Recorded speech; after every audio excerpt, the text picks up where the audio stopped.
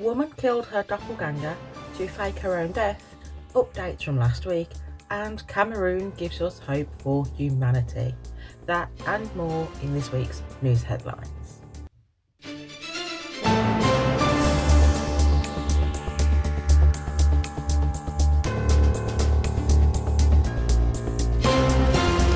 Hello, my name is Katie. Welcome to my channel, and this is where we discuss true crime, politics and current affairs. If you're a returning viewer, hello, welcome back. Have you subscribed? Because if you've come back, clearly you like my content, so you might as well subscribe. But you know how this goes. We go through some news articles, I give my uneducated opinion, and we have a nice little discussion about it in the comments below. But these are some stories that caught my eye this week. They're not necessarily from this week, but I saw them this week. Please remember to like the video and subscribe to the channel so you never miss an update. We are going to start with an update from something I covered last week. If you remember, Alabama, because you know Alabama don't play, they wanted to execute a prisoner on death row using nitrogen gas because their usual method of execution didn't work.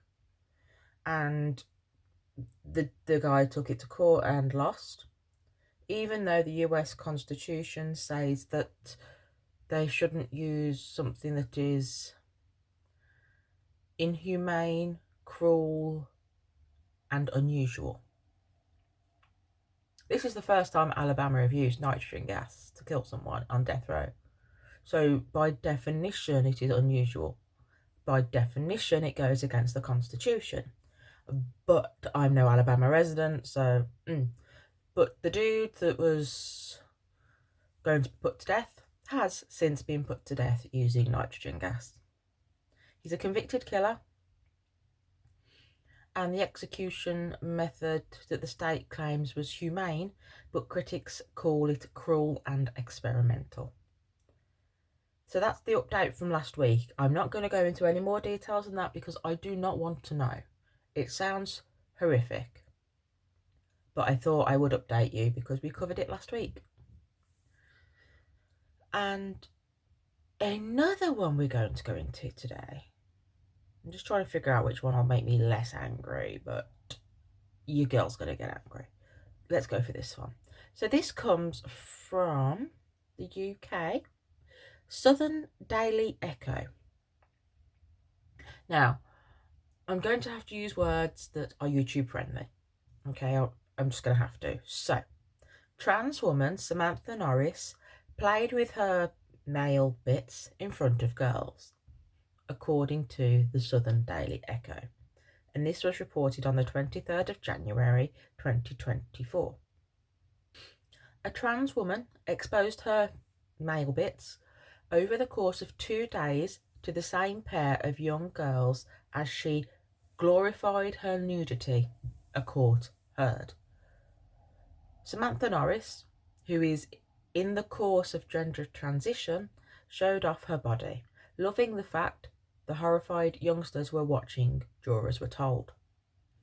The charity shop worker, aged 56, allegedly looked the girls dead in the eye as she touched herself in the window of her home in Ringwood in July last year as they walked their dog. Norris sat in the dock wearing a half leopard print, half pink long sleeve top with shoulder length blonde hair and red lipstick on, denies the charges. She's accused of 4 counts of engaging in naughty activity in the presence of a child and 2 counts of exposure where she intentionally exposed her male bits, intending someone would see it and cause alarm or distress. Judge Christopher Parker Casey told jurors at Southampton Crown Court, Samantha Norris is in the course of gender transition and prefers to be referred to as she. If these claims are true, we do not claim them as she. No. Describing the alleged incidents, prosecutor Charles Gabb told jurors, imagine yourself as one or two of you may be as an adult in your mid-50s. You may be in a flat or maisonette, and you may be naked, but there comes a time when you know, beyond a shadow of a doubt, there are two young girls outside your property who can see you fully naked. What do you do? Do you stand there as it was, showing yourself off in all your glory? Or do you quickly cover yourself up, draw the blinds, duck down, hide, put some clothes on? Because that is part of the issue in this case. The defendant stood there in various poses over 2 days, almost glorifying in showing off to those two girls their naked body. At that stage, Norris is now, as it were, transitioning, and they had men's bits. Standing there fully naked on the first day, glorifying in nudity over quite a long period of time, knowing the girls were there, drawing attention to themselves. Norris. When Norris saw the girls, who cannot be named for legal reasons, the next day she was naked again, posing and almost posturing. On the second day, Mr. Gabb said she was definitely manipulating their male bits. The Crown would suggest there was no attempt to cover up, no attempts of any modesty or propriety, he added, seemingly glorifying the position and loving the fact there's two girls watching nakedness. On the second day, playing with their male bits in full view when they were outside and she was inside by the window. The court heard the mother of one of the children downplayed the first sight of naked Norris as a neighbour caught changing their clothes. However, when it happened the next day, the police were called and Norris was arrested. When Norris was arrested and interviewed by police, they said they were a naturist and denied the allegations made by the girls, jurors were told. In an interview with police, one of the girls said that she felt uncomfortable when Norris was staring and smiling at them both. The girl said, "I felt a bit unsafe because it felt like he was trying to look at us at all times. I don't know if he wanted to be seen. He was looking us dead in the eye and smiling. I was very freaked out by what I saw." The trial continues. So this person, Samantha Norris, is charged with showing themselves off in front of minors. Now, as a woman, maybe it's just me, but if I happen to be getting changed and I notice that there's people who can clearly see me through my window, I'm going to duck. I'm going to cover up. I'm going to go do something. I don't want everyone seeing this. No, women don't do that. Women do not show themselves off. And I can't believe I'm having to say this, but women do not play with their men's parts. If this is true, it's disgusting. I don't know what the punishment will be if they are found guilty. Probably put on some sort of register. But yeah, that was one from the Southern Daily Echo. And we're going back to one of our favourite topics, the Taliban. Please subscribe and like the video. Talking about all these sorts of things, YouTube is not going to plug my content anywhere. I'm talking about possibly controversial topics, but this is news. It's controversial. Otherwise, it wouldn't be news. Anywho, Taliban is enforcing restrictions on single and unaccompanied Afghan women, the UN says. This follows on from what we covered last week. According to AP News, the Taliban are restricting Afghan women's access to work, travel and healthcare if they are unmarried or don't have a male guardian, according to a UN report.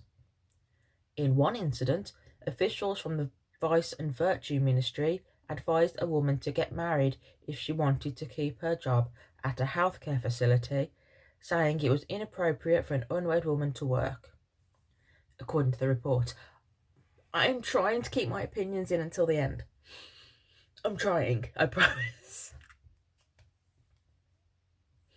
The Taliban have barred women from most areas of public life and have stopped girls from going to school beyond the 6th grade as part of harsh measures they imposed after taking power in 2021, despite initially promising more moderate rule.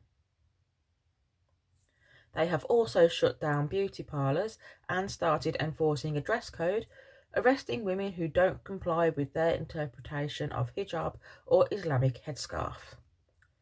In May 2022, the Taliban issued a decree calling for women to only show their eyes and recommending they wear the head-to-toe burqa, similar to restrictions during the Taliban's previous rule between 1996 and 2001. In its latest quarterly report, covering October to December 2023, the UN Assistance Mission in Afghanistan said the Taliban are cracking down on Afghan women who are single or don't have a male guardian, or Maram, accompanying them. I might get my words right today, I apologise. There are no official laws about male guardianship in Afghanistan, but the Taliban has said women cannot move around or travel a certain distance without a man who is related to her by blood or marriage.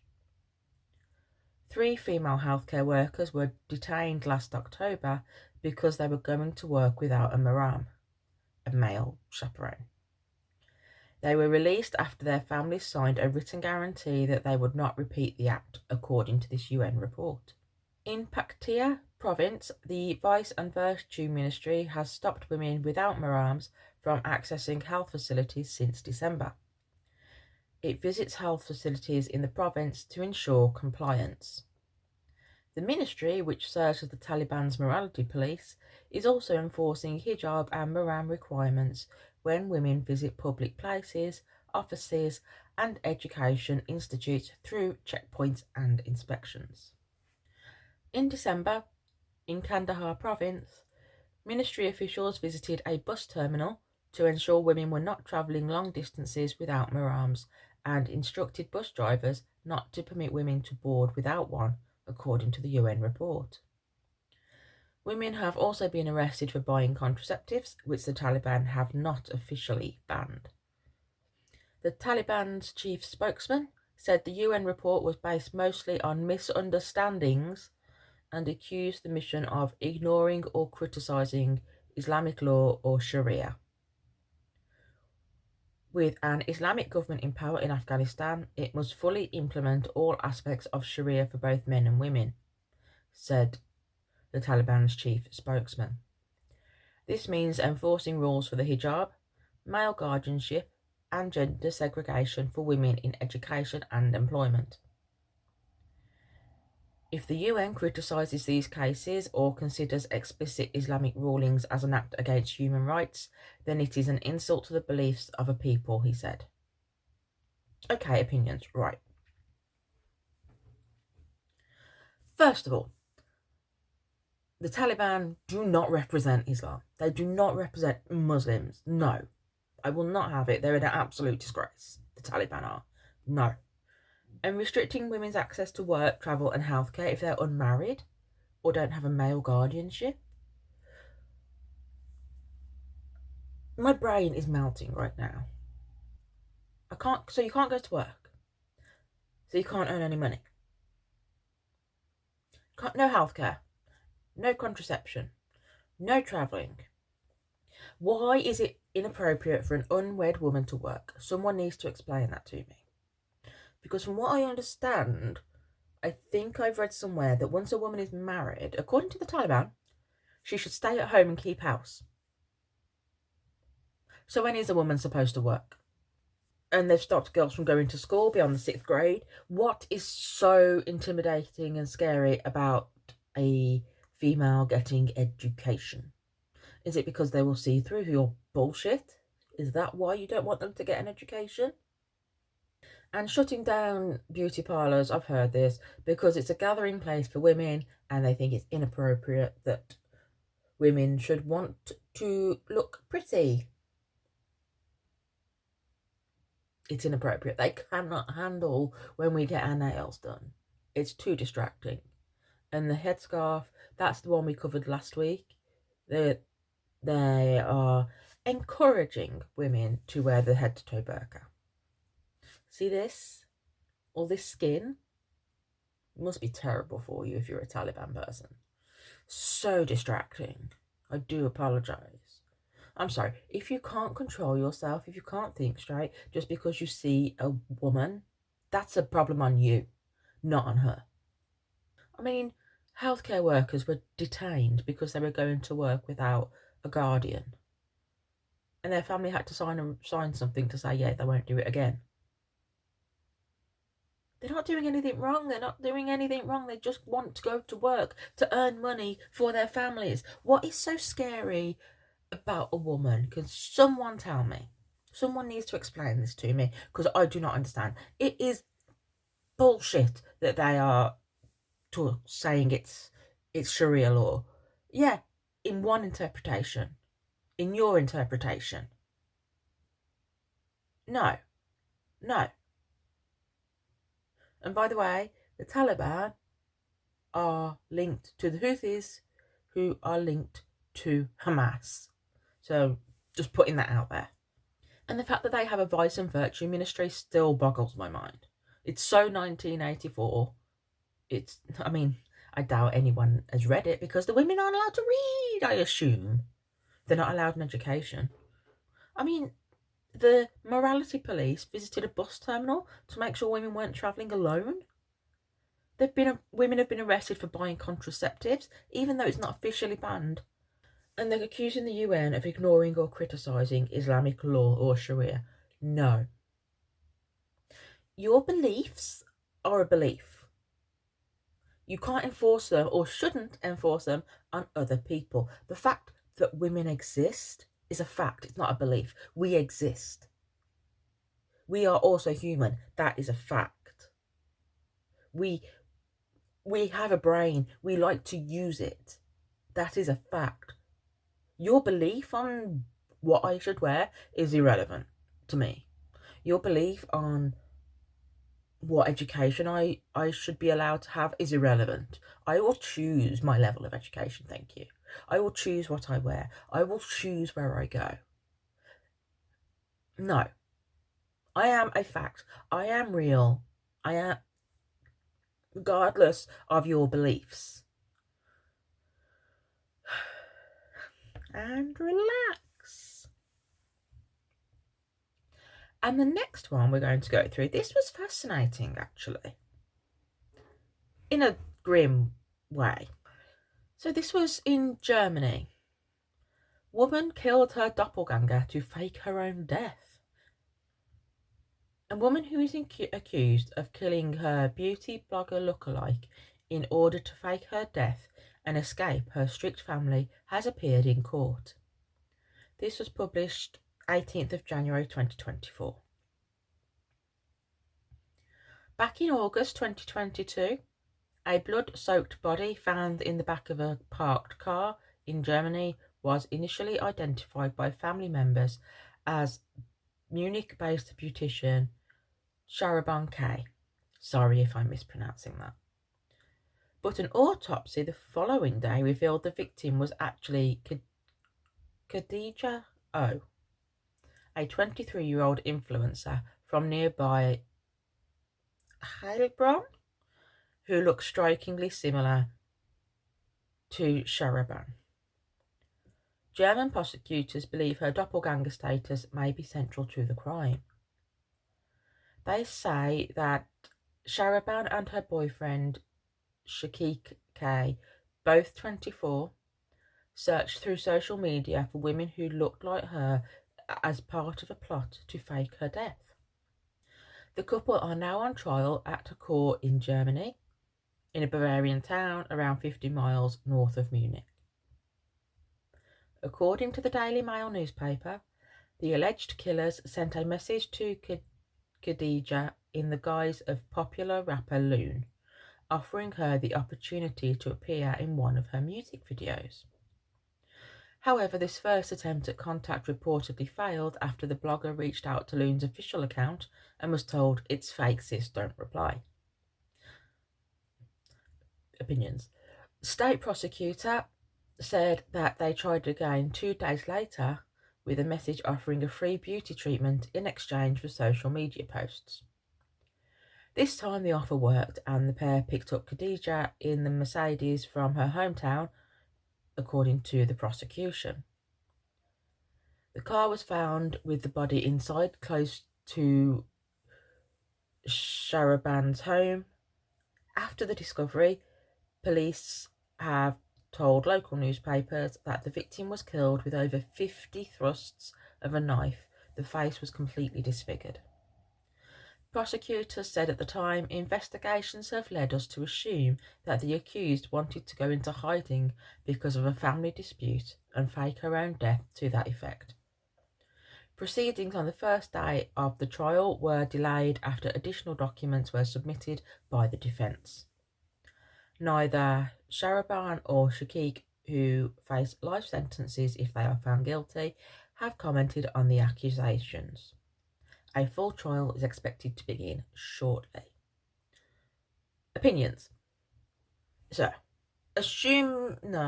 if any of this is true, because remember, there's been no trial.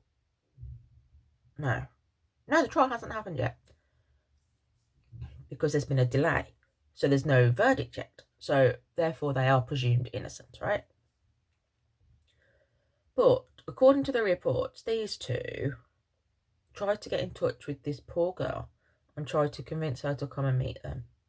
And she did her due diligence and found out it was all fake and said no. They didn't stop there. They tried again. But unfortunately, this time they were successful, according to the report. So this couple, perhaps, allegedly, killed this young girl because she looks similar to her, so that this young couple could escape and live whatever life they wanted. Well, they screwed that up, didn't they? But how sinister is that? They trawled through the internet, allegedly, to find someone that looked like Sharaban, found her, Khadija, and then brutally murdered her to the point where no one could tell that what she looked like. So sad. This girl did nothing wrong. If I hear any more about this case, I will update you, but that's all there is at the moment. The trial is expected to begin shortly. We're going to end today. As I always like to, I like to end on a more positive note. So, Cameroon starts world's first malaria vaccine program for children. Cameroon will be the first country to routinely give children a new malaria vaccine as the shots are rolled out in Africa.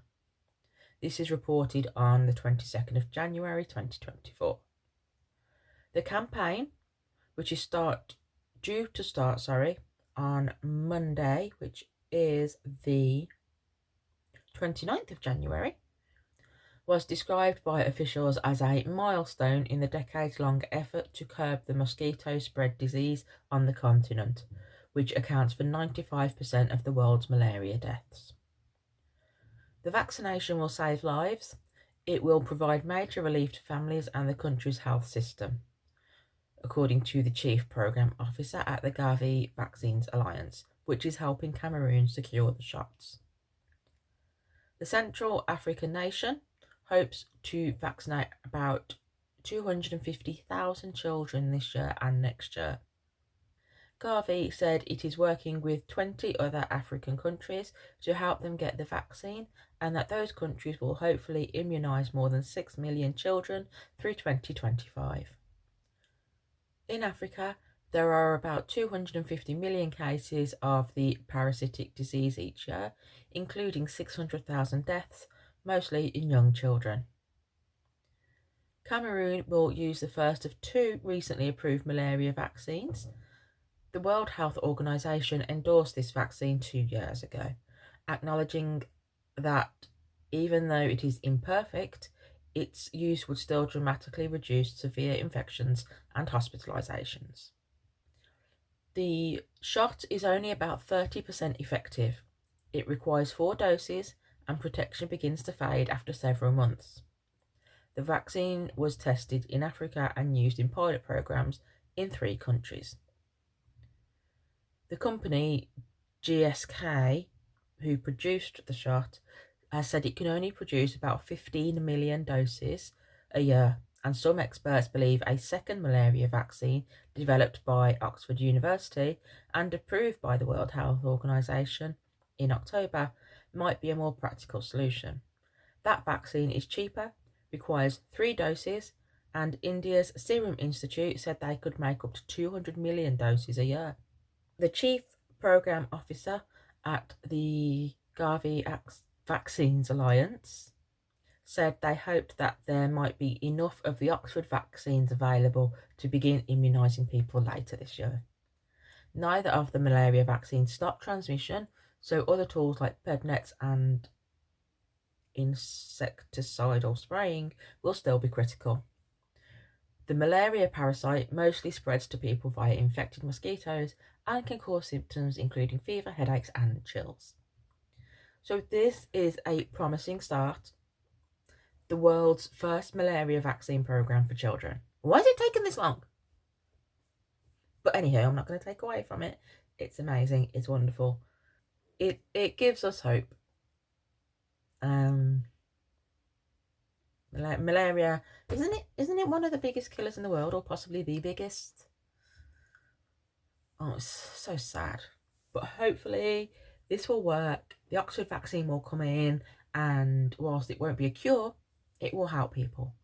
Even if you still catch malaria, maybe the vaccine will help you cope with it better.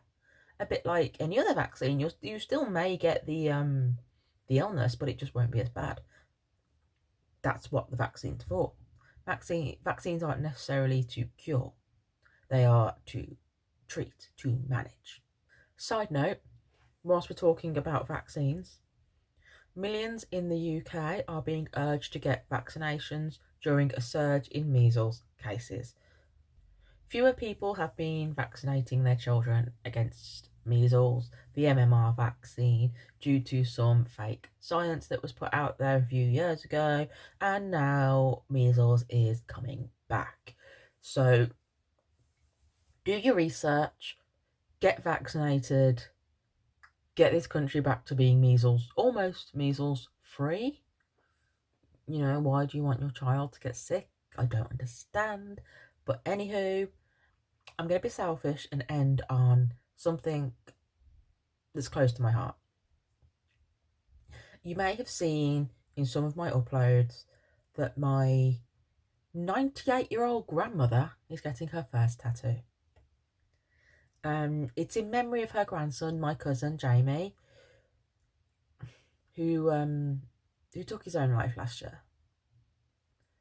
Obviously, his family is devastated. He leaves behind his brother, sister, mum, dad, and most importantly, his own son. It's a sad story. No one saw it coming, but that's kind of how these things happen. But he was a tattoo artist, and my nan wanted to do something to remember him. So she's going to get her first tattoo at the age of 98. She's doing it to raise money for Mind, the mental health charity. It's her way of trying to do something in Jamie's name. If you can, please donate. I will put the link below. I will also put a link to all of my videos about it. So if you can't donate, if you could share one of those videos, get it out there. Let's get my nan internet famous. It's a sad story. But I thought I would mention it on here. Try and get my nan internet famous. So that'll be it for today. I'm going to stop there. Thank you for joining me. And I will see you next week for next week's installment of News Headlines. Don't forget to subscribe, because on Thursdays I upload a true crime episode. Normally it's about the Corey Richins case. If you don't know the case, I have a whole playlist. I'm obsessed with it. Go find it. If there's nothing going on in that case, which is very rare, we will discuss another one. But Thursdays, true crime. Weekends, news headlines. My uploading schedule is a little bit hit and miss, which is why you subscribe. which is why you should subscribe.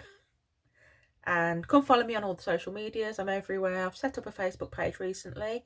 I'm hoping that's going to be like the go-to where everything is.